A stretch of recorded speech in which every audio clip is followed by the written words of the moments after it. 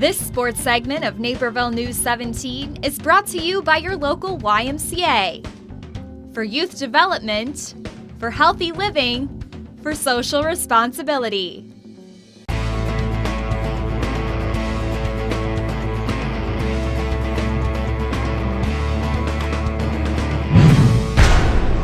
Bennett Academy and Notre Dame graduate Mike Lee remains perfect in professional boxing. He put his 12-0 record on the line last week when he went toe-to-toe with Paul Gonzalez at the USC Pavilion in Chicago. Gonzalez gives Lee one of the toughest challenges of his pro career, resulting in his smallest margin of victory yet. In the end, Lee earns a majority decision, outscoring his opponent 58-56 on two of the judges' scorecards and tying 57-57 on the other. Lee stays perfect and Gonzalez drops to 7-4.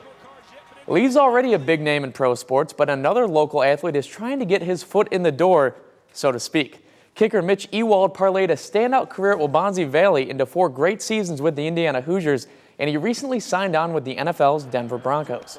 Ewald says he's thrilled to share a playing field with stars like Peyton Manning, Wes Welker, and Demaryius Thomas.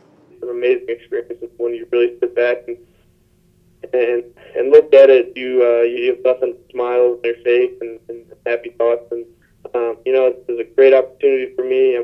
I'm in a great organization. The Broncos already have one of the NFL's top kickers in Matt Prater, and most teams only carry one during the regular season. Ewald knows this, but isn't letting it affect his approach in camp. I'm getting the same amount of reps as Prater right now, and if I'm being honest, we're kicking very, very similar. There's days where I beat him out, there's some days where he hits a few better balls than me. Ewald says if he's cut from the Broncos' final roster, he's confident he can use that experience to land a gig with another NFL team. Every year, the city of Naperville becomes a go-to destination for girls lacrosse players across the country. The Indian Prairie Showdown was a modest event when it began in 2006 when 12 teams played, but this past weekend 97 squads participated in the 3-day tournament. It's just kind of come full circle from a local kind of Chicago area club tournament to attracting teams from really all over the country. Teams come primarily from the Midwest states looking to test their skills against opponents they don't see any other time of the year. The tough competition is a huge incentive, but so is the event audience. We have over 70 college coaches actively recruiting these girls, so it's really good exposure, and I think that has helped bring more of the club teams in. It's a good location even for the teams. It's not East Coast, it's not a flight, it's a drive. That's a huge difference. And it's a really nice area. There's a lot to do. Chicago really pulls a lot of people. Neuqua Valley's summer team, the Gold Rush, has the shortest trip out of anyone. The event is held at Frontier Park directly behind the Neuqua campus. Players say the tournament presents a completely unique challenge.